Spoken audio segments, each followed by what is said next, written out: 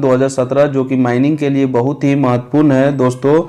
इस पीडीएफ में हमने रेगुलेशन 1 से लेकर 110 तक 100% कवर किया है दोस्तों।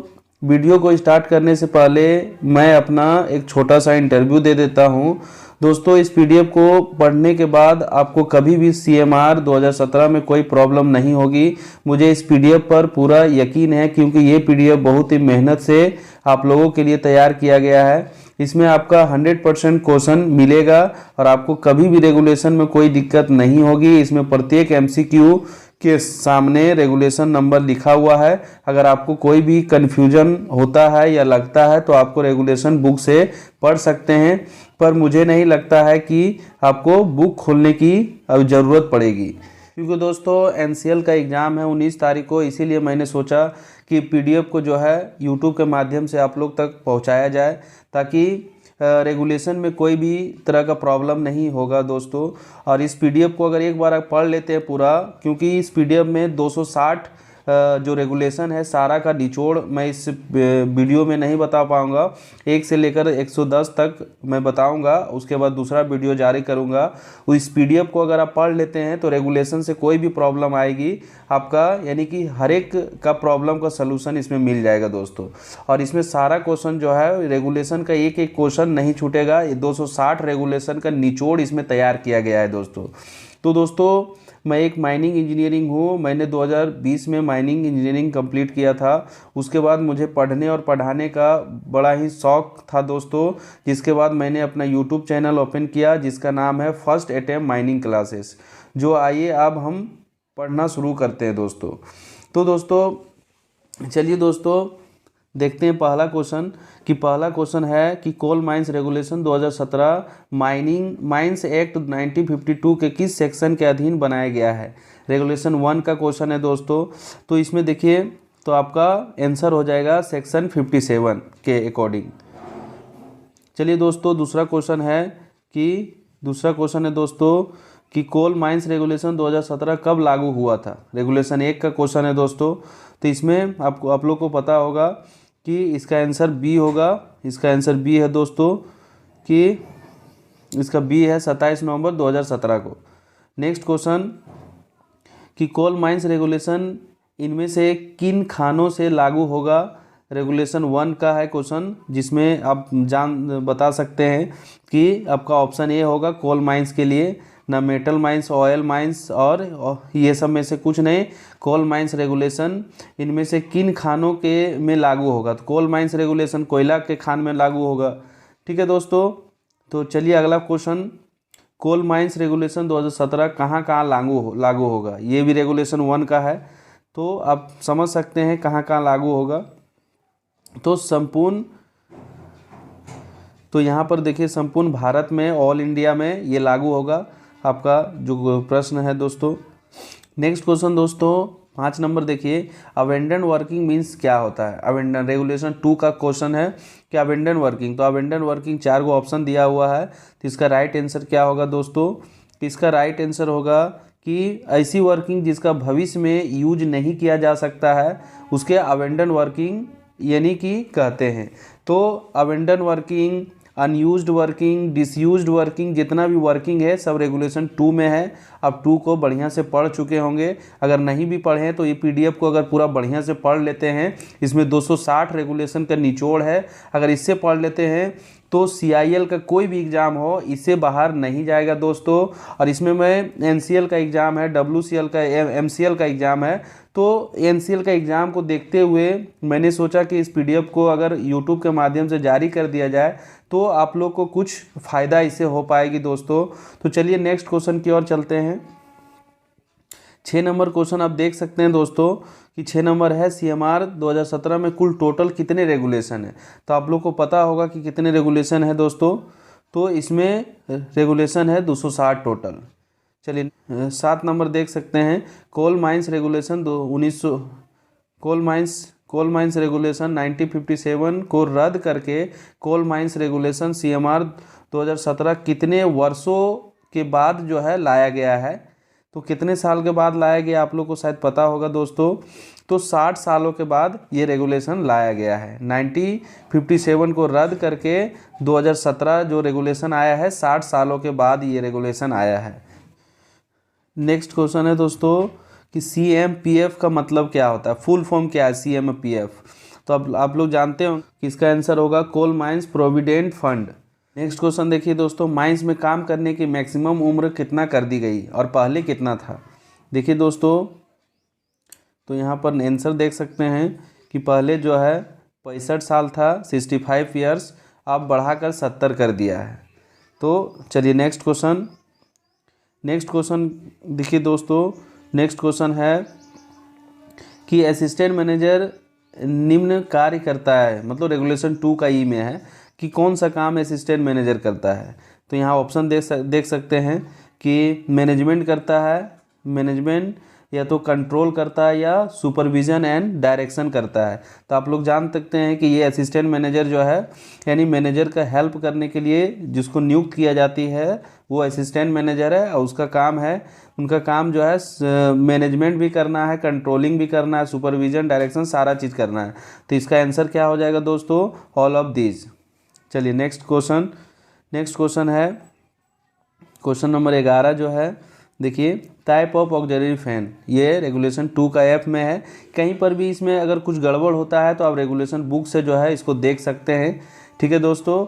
तो यानी कि टाइप ऑफ ऑक्सिलरी फैन का क्या टाइप है, तो फोर्सिंग वाला फैन है या ऑक्जेस्ट फैन है, कि फोर्सिंग एंड ऑक्जेस्ट फैन दोनों है, या कुछ नहीं है। देखिए ऑप्शन आपको दिया हुआ है, तो आप जान सकते हैं कि ऑक्सिलरी फैन का क्या काम है। ये खींचने और फेंकने का एक यांत्रिक पंखा है जो कि फेस में लगाया जाता है। तो आप लोग को सारा चीज़ तो पता होगा कि इसका आंसर क्या होगा दोस्तों, कि ये सी नंबर, ये फोर्सिंग फैन एंड ऑक्जेस्टिंग फैन दोनों है, फेंकने और खींचने का दोनों काम करता है। ठीक है दोस्तों, चलिए अगला सवाल देखिए 12 नंबर दोस्तों, कि 12 नंबर है कि टाइप ऑफ कोल, रेगुलेशन 2 का आई में दिया हुआ था कि कितना कोल का टाइप कितना होता है, या इनमें से कोल का टाइप कौन है। तो यहाँ पर ऑप्शन देख सकते हैं कि पीट है, लिग्नाइट है, बिटुमिनस है, एंथ्रासाइट है, या सभी है। तो आप जान सकते हैं कि कोल का टाइप जो है सभी है, बीट भी है, पीट भी है, लिग्नाइट भी, बिटुमिनस, एंथ्रासाइट सब है। तो ये आंसर आपका ये हो जाएगा। ठीक है दोस्तों, ऑल ऑफ दिस। चलिए अगला सवाल है दोस्तों 13 नंबर, कमिटी माइन एक्ट के किस सेक्शन के अधीन बनाया जाता है। रेगुलेशन 2 का एल में दिया हुआ था, तो किस सेक्शन के अधीन बनाया गया है। तो आप जो है एक्ट खोल सकते हैं, एक्ट में देख सकते हैं सेक्शन 12 के अधीन जो है कमिटी माइंस एक्ट जो है बनाया जाता है, कमिटी। अगला क्वेश्चन है कॉम्पिटेंट पर्सन का मतलब क्या होता है, सक्षम व्यक्ति क्या होता है, इसका अर्थ क्या है। तो देख, सक्षम व्यक्ति का एज जो है मिनिमम 20 ईयर्स होना चाहिए, 20 ईयर्स, मिनिमम कम से कम जो है 20 वर्ष होना चाहिए। तो इसका आंसर क्या हो सकता है, आप लोग जान सकते हैं कि एज 20 ईयर्स, बी ऑप्शन होगा।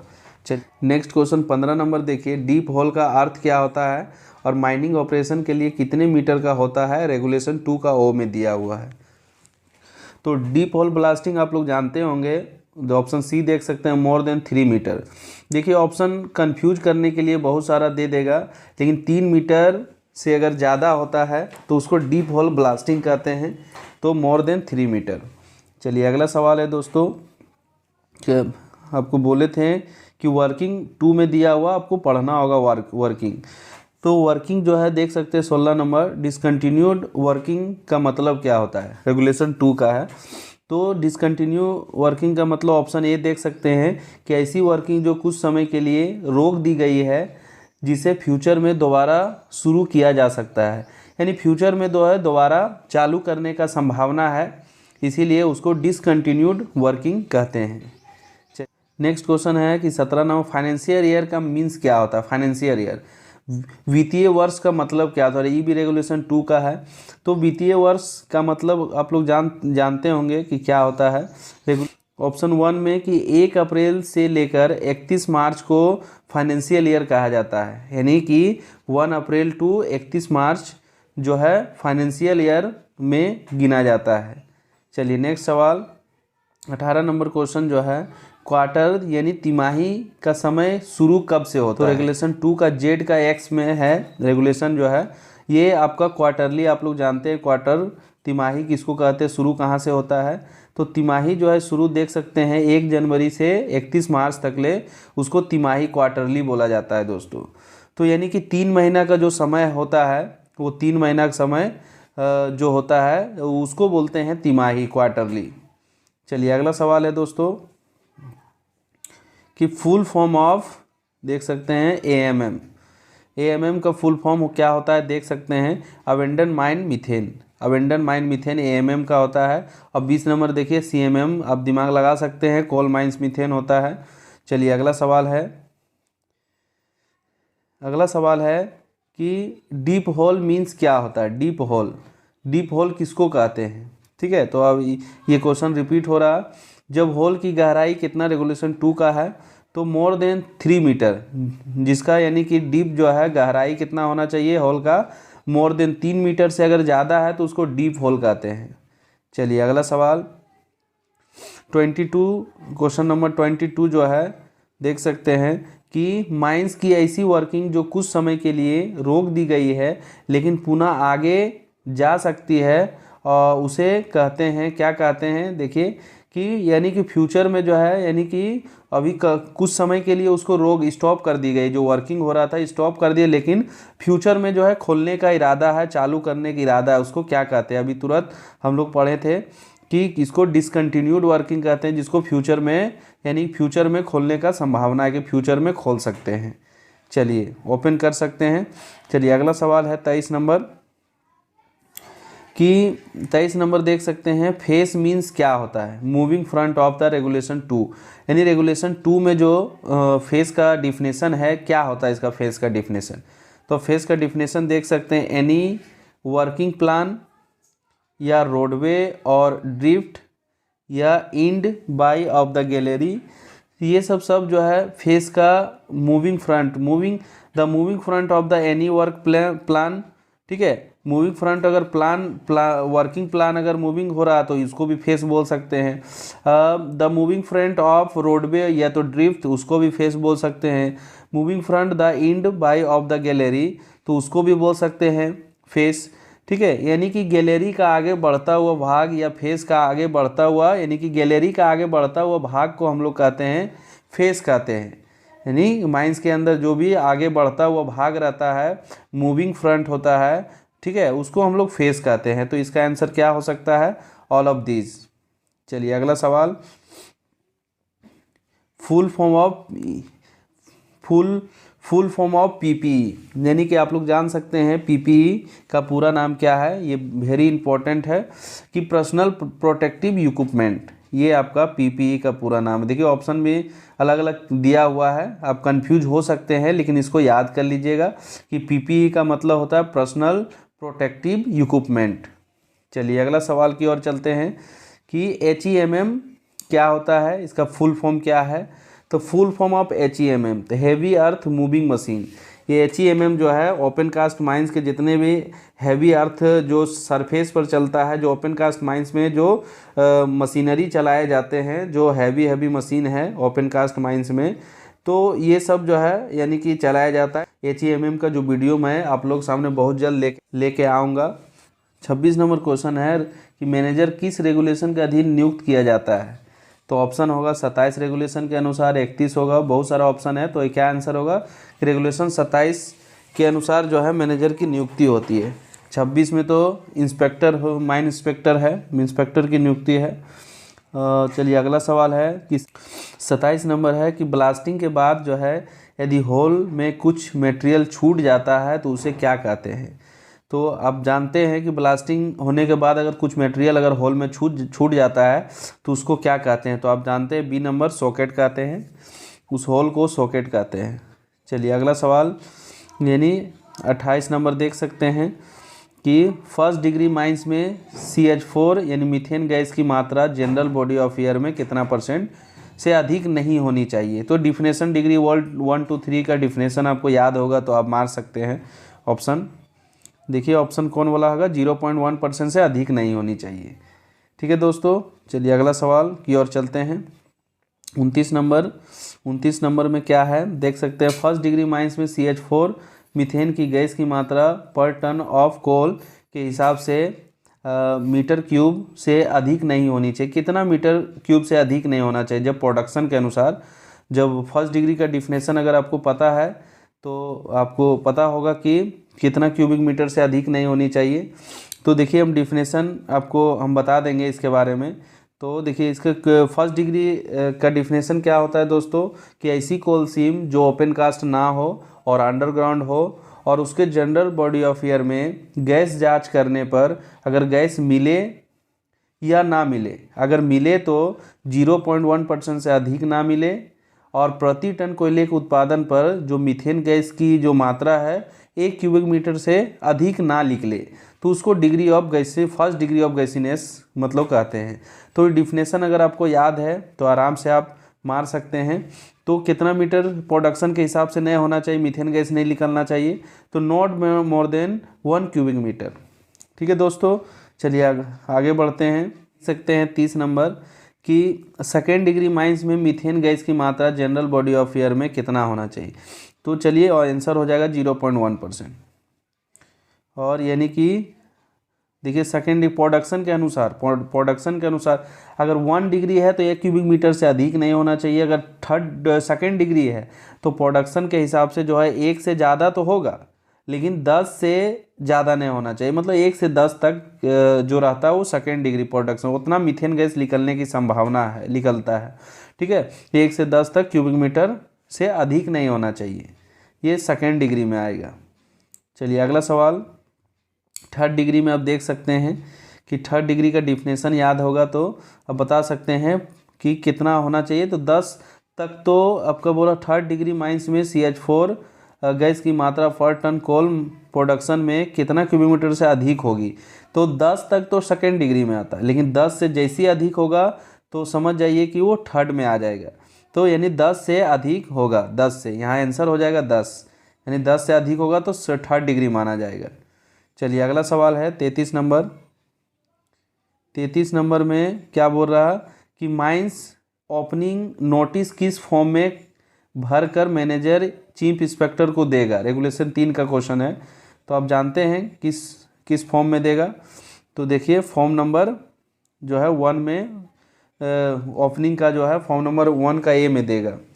ठीक है दोस्तों, चलिए 34 नंबर क्वेश्चन है कि इसमें बोल रहा कि यदि माइंस की बाउंड्री में चेंजेस या परिवर्तन किया जाता है तो इसका मैप जो है परिवर्तन के कितने दिन के अंदर प्रस्तुत किया जाएगा। ठीक है, कितने दिन के अंदर प्रस्तुत किया जाएगा दोस्तों, यानी 7 दिन के अंदर इसको प्रस्तुत किया जाएगा। रेगुलेशन 3 का क्वेश्चन है। अब देख सकते हैं कहीं पर हो सकता है मिस्टेक भी हो जाए, ऐसे तो संभावना नहीं है मिस्टेक होने का। चलिए नेक्स्ट क्वेश्चन है दोस्तों कि यदि कोई माइंस CMR 2017 के लागू होने से पहले अगर चालू हो चुकी है, यदि कोई माइंस अगर 2017 रेगुलेशन के लागू होने से पहले अगर कोई माइंस चालू हो चुका है तो मैनेजर प्लान चीफ इंस्पेक्टर को कितने दिन के अंदर देगा। मैनेजर जो है सरफेस प्लान चीफ इंस्पेक्टर को कितने दिन के अंदर देगा। तो आप जानते होंगे 60 दिन के अंदर देता है। चलिए अगला सवाल है दोस्तों यानी 36 नंबर। यदि कोई माइंस CMR 2017 के लागू होने से पहले अगर ओपन हो चुका है तो यानी मैनेजर सेफ्टी मैनेजमेंट प्लान जो है SMP जो है यानी चीफ इंस्पेक्टर को कितने दिन के अंदर देगा। तो आप जानते होंगे कि 1 ईयर 1 साल के अंदर आपको देना होगा। SMP जो है 1 साल के अंदर आपको देना पड़ेगा। तो चलिए अगला सवाल देखते हैं दोस्तों। देखिए 37 नंबर जो है मैनेजर ओनर और एजेंट के द्वारा एनुअल रिटर्न किस तारीख तक भेजना होगा। रेगुलेशन 4 का क्वेश्चन है दोस्तों। तो एनुअल रिटर्न 1 फरवरी तक आपको भेज देना है। चलिए नेक्स्ट क्वेश्चन नंबर 38 देखिए दोस्तों, यदि कोई माइंस 60 या उससे अधिक तक बंद अगर रहा या स्थगित की जाती है तो मैनेजर इसका नोटिस कितने दिन के अंदर चीफ इंस्पेक्टर को कितने दिनों के अंदर देगा। ये रेगुलेशन 4 का है। तो देखिए 90 दिन के अंदर आपको नोटिस देना होगा। मैनेजर जो है नोटिस जो है चीफ इंस्पेक्टर को 90 दिन के अंदर आपको देना होगा, अगर माइंस 60 या उससे अधिक अगर बंद किया गया है या स्थगित की गई है। क्वेश्चन नंबर 39 तो देखिए, यदि किसी माइंस का नोटिस देना होगा। चलिए ठीक है दोस्तों। क्वेश्चन नंबर 40, जब कोई माइंस या सीम 60 दिन या उससे अधिक दिनों बाद रीओपनिंग हो रहा, देखिए दोस्तों रीओपनिंग की जाती है तो मैनेजर, ओनर, एजेंट इसका नोटिस कितने दिन पहले देगा, जो है चीफ इंस्पेक्टर को कितने दिन पहले देगा। तो यानी 30 दिन के अंदर आपको नोटिस देना होगा, जो है नोटिस 30 दिन के अंदर देना पड़ता है।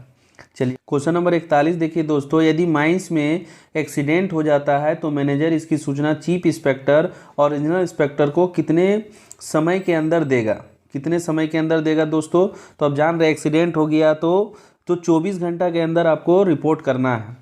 रिपोर्ट इम्पोर्टेंट है, आपको करना ही पड़ेगा, सूचना देना ही पड़ेगा। तो चलिए अगला सवाल है क्वेश्चन नंबर 42 देखिए, माइंस में नियोजित किसी व्यक्ति को अगर गंभीर बीमारी हो जाती है तो मैनेजर इसकी सूचना चीफ इंस्पेक्टर और रीजनल इंस्पेक्टर को कितने दिनों के अंदर देगा। रेगुलेशन 9 का क्वेश्चन है। तो यानी कि ये 3 दिन के अंदर अगर उसमें गंभीर बीमारी हो जाती है, डिजीसेस हो जाती है, तो मैनेजर इसकी सूचना जो है कितना दिन के अंदर आपको चीफ इंस्पेक्टर और रीजनल इंस्पेक्टर को देना होगा, 3 दिन के अंदर आपको देना पड़ेगा। चलिए अगला 43 नंबर देखिए, एक्सीडेंट का notice owner, agent, manager notice board पर कम से कम कितने दिनों तक लगा कर रखेगा। तो 14 दिनों तक नोटिस लगा के रखेगा। 44 नंबर, माइंस में एक्सीडेंट होने पर मैनेजर उस घटना का विवरण या रिकॉर्ड कितने दिनों के भीतर चीफ इंस्पेक्टर और रीजनल इंस्पेक्टर को देगा। रेगुलेशन 8 का क्वेश्चन है। तो कितना दिनों के अंदर रिपोर्ट देगा दोस्तों, 7 दिन के अंदर आपको रिपोर्ट देना होगा। चलिए अगला सवाल है दोस्तों 45 नंबर क्वेश्चन, एक्सीडेंट के बाद व्यक्ति के काम पर लौटने के कितने दिनों में मैनेजर इसकी सूचना चीफ इंस्पेक्टर को देगा। रेगुलेशन 8 में 15 दिनों के अंदर आपको सूचना देना होगा। चलिए अगला क्वेश्चन, नेक्स्ट क्वेश्चन है दोस्तों 46 नंबर, जब कोई माइंस अवेंडन यानी बंद की जाती है तब मैनेजर इसकी सूचना कम से कम कितने दिन पहले चीफ इंस्पेक्टर को देना पड़ता है। रेगुलेशन 5 का क्वेश्चन है। तो यानी कि देख सकते हैं 30 दिन पहले आपको इन्फॉर्मेशन देना है कि हमको माइंस को बंद करना है। चलिए अगला सवाल है दोस्तों 47 नंबर क्वेश्चन, जब कोई माइंस अवेंडन बंद कर दी जाए या 60 दिन से अधिक माइंस समय के लिए काम स्थगित हो जाए तो मैनेजर इसकी सूचना कितने दिनों के अंदर चीफ इंस्पेक्टर या रीजनल इंस्पेक्टर को देगा। तो आप जान सकते हैं रेगुलेशन 5 का 3 में है कि 7 दिन के अंदर अब इसका सूचना आपको देना पड़ेगा इन्फॉर्मेशन। चलिए अगला सवाल 48 नंबर क्वेश्चन, जब कोई माइंस का मैनेजर चेंज या बदली हो जाता है तो मैनेजर इसकी सूचना कितने दिनों के भीतर चीफ इंस्पेक्टर और रीजनल इंस्पेक्टर को देगा। रेगुलेशन 7 का क्वेश्चन है, 7 दिन के अंदर जो है इसका सूचना देना पड़ता है। चलिए अगला सवाल, जब कोई माइंस का नेम चेंज हो जाता है और मैनेजर चेंज हो जाता है, न्यू मैनेजर आता है, तो मैनेजर का एड्रेस में कोई चेंज होता है, मैनेजर कितने दिनों के भीतर इसकी सूचना चीफ इंस्पेक्टर और रीजनल इंस्पेक्टर को देगा। यानी रेगुलेशन 7 का क्वेश्चन है। तो 7 दिन के अंदर आपको अपडेट देना पड़ता है चीफ इंस्पेक्टर और रीजनल इंस्पेक्टर को। चलिए नेक्स्ट क्वेश्चन 50 नंबर देख सकते हैं, माइंस बोर्ड के थ्रू कितने प्रकार यानी कितने टाइप के सर्टिफिकेट इशू किए जाते हैं या दिए जाते हैं। रेगुलेशन 11 का क्वेश्चन है। तो 7 प्रकार का सर्टिफिकेट जो है दिया जाता है, इशू किया जाता है दोस्तों। तो चलिए जय हिंद दोस्तों, मैं इस वीडियो में इतना ही तक बताऊंगा और नेक्स्ट वीडियो का जो टाइप लेके आता हूँ, पार्ट लेके आता हूँ, पार्ट 2 जो है वीडियो का, वो नेक्स्ट टाइप में 1 से 50 तक इसमें था, अब 51 से 100 तक रहेगा। और उसके बाद नेक्स्ट वीडियो में यानी कि मैं रेगुलेशन का पूरा निचोड़ 260 रेगुलेशन का पूरा एक एक क्वेश्चन का निचोड़ मैं बताने वाला हूं वीडियो में। तो अगर इस चैनल को अगर सब्सक्राइब नहीं किए हैं दोस्तों तो ज़रूर सब्सक्राइब कर लें, ताकि मैं माइनिंग का जो भी अपडेट लेके आता हूं या माइनिंग का जो भी क्वेश्चन इंपॉर्टेंट बताऊँ